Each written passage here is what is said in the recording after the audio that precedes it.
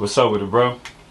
What's up, my brother? What's up, big dog? How you feeling? Nothing much, man. Nothing much. What's up? What brings you out here to St. Louis?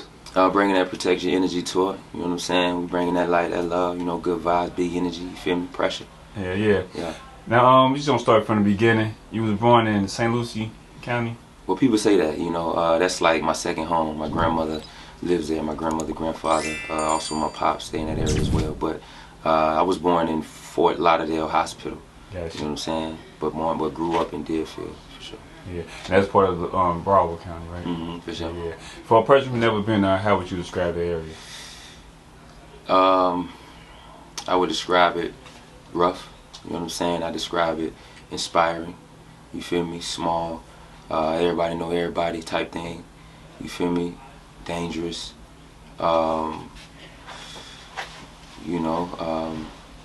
But also a lot of love, also a lot of play, also a lot of learning, you know what I'm saying? Very rugged environment, people are hustling, people are trying to figure out ways, you know, could be a crab in the bucket type environment depending upon where you are, you know what I'm saying, and what you into. So that's the type of energy, man. Yeah. Very gritty city, for sure. I know like a few known rappers like Kodak, you know, Rod Wave, and even Ross kind of came out that area as well. Yeah. Now I know you originally more had... so Kodak. Huh? More so Kodak. More so Kodak. Yeah. Kodak like one of ours. He Broward County, so I did feel Kodak was pumping him. But that's all like, you know, Ross them more so like Miami. You know what I'm saying? But just to separate those. Gotcha. Yeah. Now I know you originally had football dreams up until like an injury or something happened with you. Yeah, man. Yeah. And was that the point that you decided you wanted to start the rap? You know what? I feel like that was like that was my plan B rather. You know what I'm saying? Like football has always been my plan A for sure. But when I hurt my knee, it was that plus the ecosystem that I was in. I feel like, you know, just not being inspired. I feel like enough not being poured into, you know. So I think that played a part in it. But I think, yeah, you know, music was my second choice though for sure. You know what I'm saying? That's what I picked up. And you started your career with Dollars and Deals, and you began to build your buzz around the city. Yeah. When exactly and how exactly did you come about meeting DJ Khaled?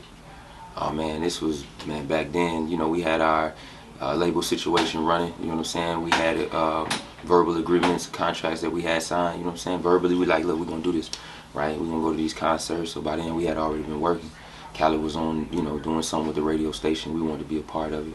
We went up to the radio station. He felt like it was a good opportunity. I didn't at the time, but he felt like it would be. So I said, all right, cool, let's do it. Went up to the radio station. It was just really, I feel like maybe just universe just spoke at that time. You know what I mean? So literally we did that, and a few weeks later, man, it was history. Yeah. Now, your first album was Gutter that you released with We The Best. How did it feel? Because it seemed like it happened kind of fast for you. It did. So how was that feeling, you know, from going from, you rapping with a year or so at that time? I was rapping a few years, you know what I'm saying? Like music was always in my back pocket, so I started like more so in middle school with the writing and trying to make things rhyme and that type of shit. High school, I started painting a picture and getting a whole ideology behind like what rap means and what rap is, you know what I'm saying? And like storytelling and the lyricism behind it. So that was the high school, that was like the high school era for me, man. But shit, that was always the plan. Yeah. Now, if I'm not mistaken, were you DJ Khaled's We The Best first artist? Yeah. Did you feel like there was a lot of pressure on you being that first artist? Yeah. And with an up and coming company at that too. Well, I didn't feel. Well, yeah, I did feel some sort of pressure, absolutely, right? Because it wasn't more so the pressure of the label, more so the pressure of like the position that I was in. You know what I'm saying? Like how big that was. To be from a small city, right, and to be the first out my city, like, so that was more bigger than just the idea of being signed to We The Best, and I knew that was more so pressure, that, and just being able to say like, all right, I gotta stick to this to take care of my people, make sure everybody's straight. So that was more so the pressure. Being the first one on the label, I knew like what I was capable of, and I knew that I could grow with it. So it wasn't so much a pressure being with We The Best Music. No, I'm saying like being like the first artist, maybe just still like it was a new label in a sense. No, I'm telling you, not even as being the first artist on the label or nothing. Like it was probably some pressure there, but was it the pressure that I was feeling from my city? Was it the pressure that I was feeling to take care of my people? Nah. But it was some, yeah, there was some level of a little pressure there for sure. Now you released what 4 studio albums under We the Best, with the last one being Trials and Tribulations, and it was like a joint collab with Cash Money Records also as well. Yeah. Why was that your last album, and how did the split go between the We the Best and Cash Money at the time? Well, that was my last album because I decided to want to move and shift my career and my thing. I wanted to grow my thing separately. You know what I'm saying? I think that was ultimate. I think that was like miscommunication, you know, with just a lot of things. We both were learning, we both were growing, you know, with the situation that we were in and doing the best that we could do at that time. But it just didn't work out. Sometimes relationships and business relationships don't work out.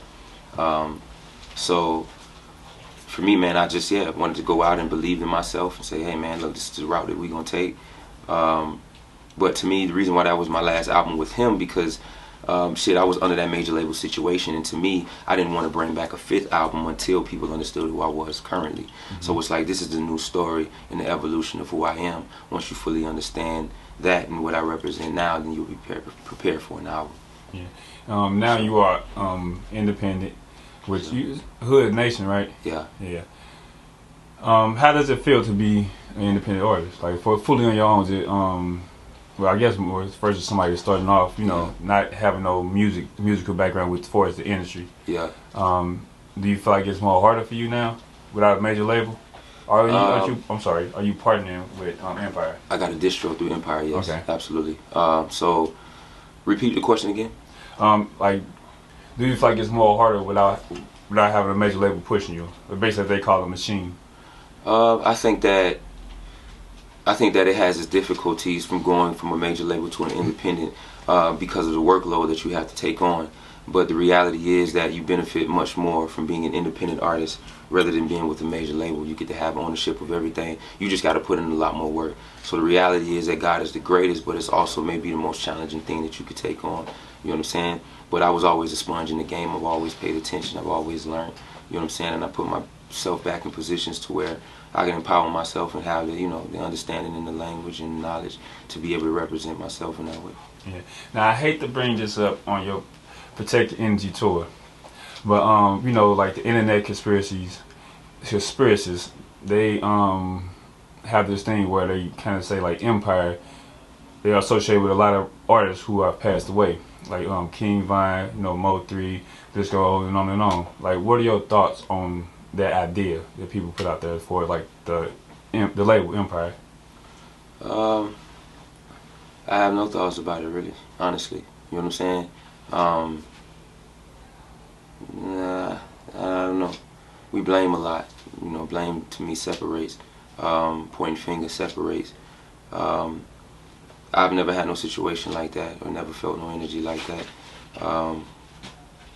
So yeah, I have no real thoughts about that. Like, I've always done great business with them. The boys have always been solid. You know what I'm saying? So it ain't never been no pressure on my end. Yeah. Now, on your project, Mr. Hood, you have a track called "Remember the Night," and on there you have a line that say, "Folk who they want me to be, I'm enlightening them, here to inspire the curve, inspire the world." I'm gonna ask you this: do you feel like the music industry pushes a certain narrative or an agenda when it comes to the artists that they promote or putting in the mainstream? Yeah, the industry does do that. They do. Yeah. Yeah. Yeah. Why would you say that? Because I think that we all can see it. You know what I'm saying? I think we all can kind of go down a list and see that, you know, people are kind of being constructed and being formed in the same way. You know, people are starting to look similar, look the same, make the same thing, sound the same, that type of thing. You know, but I think if you live by the industry standard, that's the industry standard. But I think there's a lot of different standards. Most definitely. Now, with your recent project, M.I.N.D, you have another track on there where you I think it's the Air War, where you say ain't nothing more really than healing up this mental damage. And I see that you kind of promote that a lot on your Instagram and through your music as well a lot lately, like as far as staying grounded and staying connected with yourself. And my last question is, would you rather be at war with yourself and at peace with the world, or at peace with yourself and at war with the world? Peace with myself, war with the world. Every time. Yeah. For upcoming artists, what word of advice can you give them? Believe in yourself. You are your most valuable asset. Learn and understand yourself first. That's what I would say. And the moment you do that, nobody can ever take that power away from you. That's what I think. So I would equip myself with all the knowledge that, you know, I think it's going to be hard and it's difficult. But I think that we find the right people to connect ourselves and make it like, you know. So I think that's what I would say. I wouldn't say don't do anything until you make yourself the most valuable asset, for sure. Yeah. I appreciate the time, brother. Appreciate you, dog. Yeah. You got one more question? Go ahead, ask. I got one more question, man. What are your thoughts on the recent, I guess, controversy with Kanye West, as far as with the him wearing the White Lives Matter shirt, and you know the narrative that they're trying to play with it against, you know, the Black Lives Matter. You know, it's a whole different thing as far as the message behind it, regardless of what, you know, they say is a scam and all that. What are your thoughts on just people attacking Kanye West for? He said it's a fashion statement. What are your thoughts on that personally? About people attacking him, I don't think that. For him even wearing the shirt. Man, you know what? You know, I think Kanye is hurt. I think he's hurt. You know, and I just think that's just what it looked like. You know what I'm saying? I think when you could be battling internally with different things, you know what I'm saying? And you can just seek so much validation from the outside world and people, right, to kind of get you right? So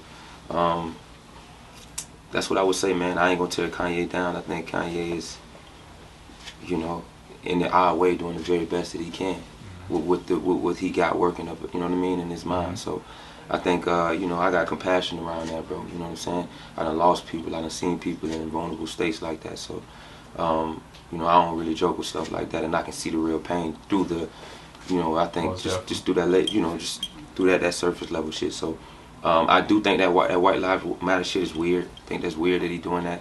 I think a lot of stuff he does is just different. You know what I mean? But again, man, you know, he do what he do. You know what I'm saying? Type shit. Yeah. Appreciate the time, good. Appreciate again, you, brother. Enjoy your night tonight here in St. Louis. Yes, sir. Take your energy. You already know.